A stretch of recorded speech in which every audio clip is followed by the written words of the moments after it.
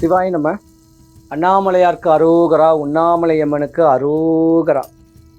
12 ராசிகளுக்குமே நவகிரக ஸ்தலம் கேட்குறது தஞ்சை மாவட்டத்தில் இருக்குது. 12 ராசிகளுக்குமே பார்த்தீங்கன்னா சென்னையிலேயே நவகிரக ஸ்தலம் இருக்குது. 12 ராசிகளுக்கும் பார்த்தீங்கன்னா காஞ்சிபுரத்திலேயே நவகிரக ஸ்தலமும் இருக்குது.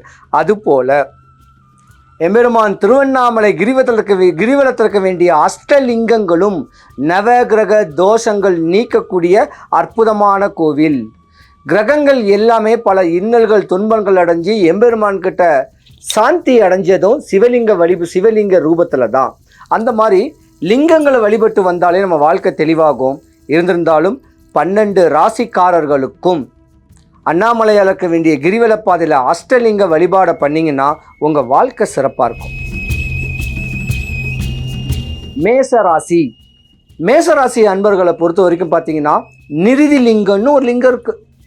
அந்த நிருதி லிங்கத்துக்கு போயிட்டு ஒரு 15 ரூபாய்க்கு வெத்தலை, 10 ரூபாய் களிப்பாக்கு, 11 வாழைப்பழம் வாங்கி சாமிக்கு தானம் கொடுத்துட்டு ஒத்த கற்பூரத்தை எடுத்து வெளியே வந்து கற்பூரம் கொளுத்திட்டு அதை அணையிற வரைக்கும் அமைதியாக உட்காந்துட்டு, நான் மேசராசிக்காரன், என்னுடைய தொந்தரவுகள் இதுதான் இருக்குது, எனக்கு தொலைகள் இதாக இருக்குது, எனக்கு கஷ்டங்கள் இதாக இருக்குது, என்னுடைய கோரிக்கை இதுதான், ஏன் ஆசைகள் இதுதான் சொல்லி அந்த நிருதிலிங்கத்தை மேசராசிக்காரங்க வழிபட்டு வந்தீங்கன்னா 100க்கு 100 சக்ஸஸ்.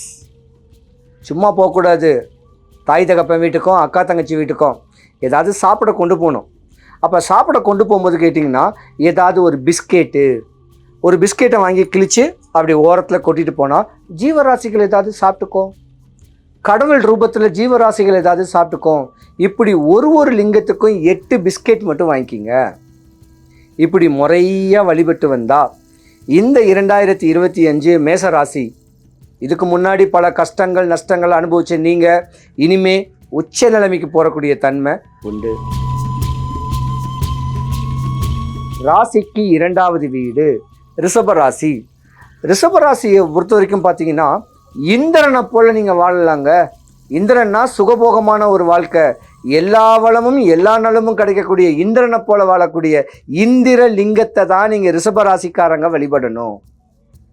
ரிஷபராசிக்காரங்க இந்திரலிங்கத்துக்கு போயிட்டு சாமிக்கும் ஒரு வெத்தலை பாக்கு வாழைப்பழம் கொடுத்து ஒரு ஆப்பிள் மாதிரி ஒன்று வச்சு ஒரு கற்பூரம் ஏற்றி தான் தேவைகள் ஆசைகள் இதுதான் அப்படின்னு சாமிக்கிட்ட கோரிக்கை வச்சு கற்பூரம் அணையிற வரைக்கும் இருந்து வந்தாலும் நீங்கள் இந்திரனை போல வாழலாம் ரிஷபராசிக்காரங்க. மிதுன ராசிக்காரங்க பொதுவாக பார்த்தீங்கன்னா புதனுக்கு அதிபதியானவங்க, நல்ல பேச்சு திறமை தெளிவானவங்க. நீங்கள் தான் ஈசானிய லிங்கத்தை வழிபடணும். ஈசான லிங்கத்தை வழிபட்டு எம்பெருமான தான் ஆசைகள் தேவைகள் இதுதான், என்னுடைய கஷ்டம் இதுதான், எனக்கு இந்தந்த பிரச்சனைகள் இருக்குன்னு ஈசான லிங்கத்தில் போயிட்டு வெத்தலைப்பாக்கு வாழைப்பழம் ஒரே ஒரு மாதுளம்பழம் வச்சு சாமியை பார்த்து கற்பூரம் ஏற்றி முறையாக ஒரு 10 நிமிஷம் 11 நிமிஷம் மெடிடேஷன் பண்ணிட்டு வந்தீங்கன்னா உங்கள் ஆசைகள் தேவைகள் பூர்த்தியாகும். இதெல்லாம் கிரிவல பாதையில் நம்மளுக்கு கிடைக்கக்கூடிய பொக்கிஷம். கடகராசியை பொறுத்த வரைக்கும் பார்த்தீங்கன்னா வாயு லிங்கம். எம்பெருமானுடைய அனுகிரகத்தில் வாயு ஈஸ்வரனை பார்த்துட்டு அவங்களுக்கு ஒரு வெத்தலைப்பாக்கு நல்லா வச்சுட்டு ஏதாவது ஒரு கிருணி பழம் இப்படி ஒரு சாமிக்கும் ஒரு பழங்களை சாமிக்கிட்ட வச்சு ஒரு கற்பூரம் ஏற்றி தான் ஆசைகள் தேவைகள் இதுதான் அப்படின்னு எண்ணத்தில் தெளிவு பண்ணி வழிபட்டு வந்தீங்கன்னா கூட உங்கள் காரியம் சக்ஸஸ் நடக்கிறதுக்கு வாய்ப்பு நிறையாவே இருக்குது. அங்கே இங்கேன்னு அலைய வேண்டாம், எல்லாமே ஒரே இடத்துல இருக்குது. திருவண்ணாமலையில் இந்தந்த ராசிக்காரங்களும் இந்தந்த லிங்கத்தை கொஞ்சம் நல்லா ஒரு 11 நிமிஷம் மட்டும் உட்காருங்க. இப்போ எனக்கு மேசராசினா மேசராசிக்கு உண்டான லிங்கத்தை ஒரு 11 நிமிஷம் நினச்சி வந்தீங்கன்னாவே போதும்.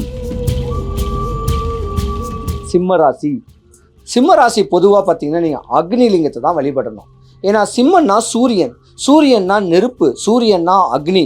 கோபக்கார் நீங்கள், அந்த கோபம் தணிஞ்சு தனக்கு நடக்க வேண்டிய சுபகாரியங்கள்லாம் நல்லபடியாக நடக்கணும் இறைவான்னு சொல்லிட்டு அந்த அக்னி லிங்கத்தை முறையான வழிபாடுகளில் சாமிக்கிட்ட ஒரு வெத்தலைப்பாக்கு வாழைப்பழம் வச்சு ஏதாவது ஒரு நல்ல பழங்களை வச்சு ஒரு 10 நிமிஷம் கண்ணை மூடி மெடிடேஷன் பண்ணிட்டு வந்தீங்கன்னா உங்கள் ஆசைகள் தேவைகள் பூர்த்தியாக வாய்ப்பு இருக்குது. கன்னிராசியும் ஈசானிய லிங்கத்தை வழிபடலாம். ஈசான லிங்கத்தை முறையாக வழிபட்டு வந்து எம்பெருமானுடைய அனுகிரகத்தில் தான் கன்னிராசிக்காரங்க தான் நிறையா கஷ்டப்படுறவங்க.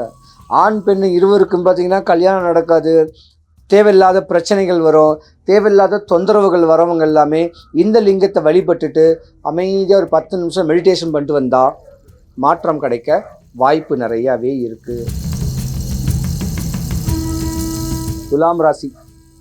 துலாம் ராசி சுக்கிரனுக்கு அதிபதி இந்திரனை போல வாழக்கூடியவங்க தான் இந்த துலாம் ராசிக்காரங்க. அப்போ அந்த இந்திரனை போல எல்லா சுகபோகமான ஒரு வாழ்க்கை வாழ்ந்துட்டு போதும் எனக்குன்னு சொல்லிட்டு அண்ணாமலையார் அடிக்கமலத்தை நாடக்கூடிய தன்மைகளை வேணும், நான் நிறைய தானம் பண்ணுறேன், தவம் பண்ணுறேன், என்னுடைய பிரச்சனைகள்லாம் இனிமேல் நிவர்த்தி ஆகணும்னு பொறுமையாக இந்திரலிங்கத்தை வழிபட்டு வந்தால் உங்கள் லைஃப் சேஞ்ச் ஆகிறதுக்கான வாய்ப்பு நிறையாவே இருக்குது. விருச்சிக ராசிக்கு அதிபதி செவ்வாய். முருகக்கடவுளையும் வழிபடலாம், யமலிங்கத்தையும் வழிபடலாம்.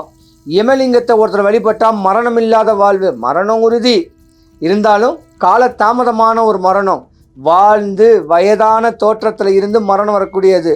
இந்த சிறு வயசில் நோய் பயம் மரண பயம் இருக்கிறவங்க எல்லாமே யமலிங்கத்தை வழிபட்டு வந்தால் சூப்பராக இருக்கக்கூடிய தருணம் உண்டு.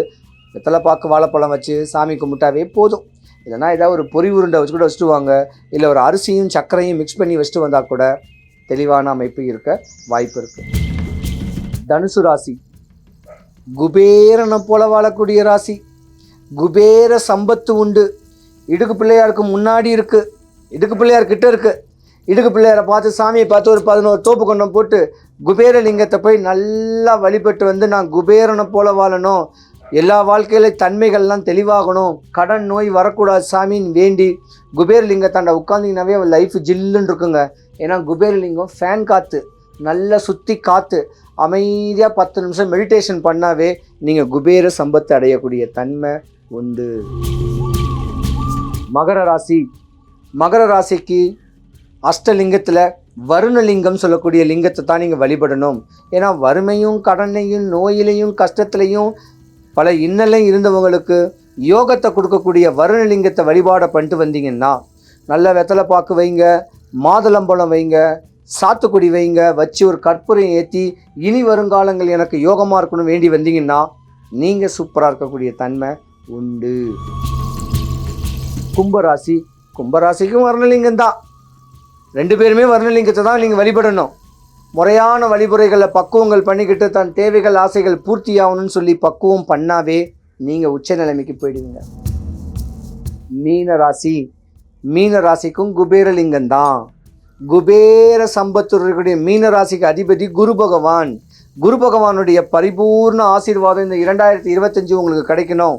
குபேர வழிபாட குபேர லிங்கத்தை நல்லபடியாக பார்த்து வந்தால் உங்கள் வாழ்க்கை தெளிவாகும். 12 ராசிக்காரங்களுமே 15 ரூபாய்க்கு வெத்தலை, 10 ரூபா கழிப்பாக்கு, 11 வாழைப்பழம், ஒத்த கற்பூரம் போதும். அஷ்டலிங்க வழிபாட்டுகள் எல்லாத்துக்கும் கொடுத்தாலும் சரி, அவங்கவுங்க ராசிக்கு உண்டான லிங்கத்துங்களுக்கு கொடுத்தாலும் சரி, சுகபோக ஒரு வாழ்க்கை, நோய் நொம்பலம் இல்லாத, இன்னல் துன்பம் இல்லாமல், இடையூறு இல்லாமல் வாழ்க்கை இதுக்குத்தான் சொல்லக்கூடிய வாழக்கூடிய தன்மைக்கு தெளிவான அமைப்பில் கரக்கூடிய அமைப்பு இந்த அஷ்டலிங்க வழிபாடு. எம்பெருமான் அண்ணாமலையாருடைய அனுகிரகம் உங்களுக்கு பரிபூர்ணமாக கிடைச்சி உங்கள் ஆசைகள் தேவைகள் பூர்த்தியாக எம்பெருமானை பிரார்த்திக்கிறேன். சிவாய நம.